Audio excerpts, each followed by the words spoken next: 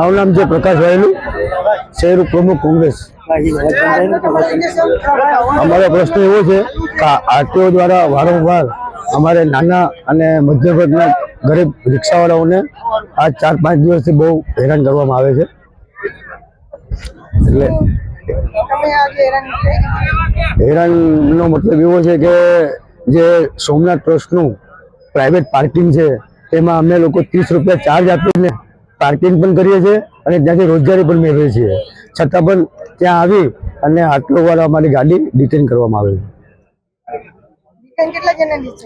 કમસે કમ 50 થી 60 રિક્ષાઓ કાલે ડિટેન કરેલી છે। સમજી લો કે એક રિક્ષાને 4 થી 5 જેવો દંડ આવે।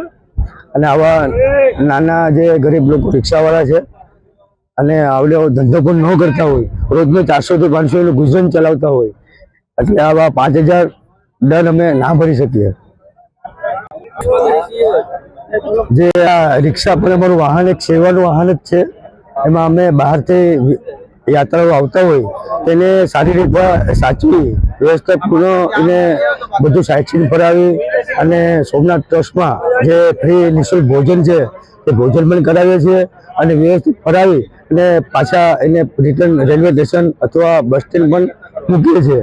અને સારી એવી એક અહીંયાથી રિક્ષાવાળાઓની છાપ લઈને લોકો જતા હોય અને જો આવી રીતના અમારી ઉપર રિક્ષાવાળા ઉપર જો આવી રીતના કિન્નાખોરી રાખવામાં આવતી હોય તો ખરેખર એ અન્યાય છે।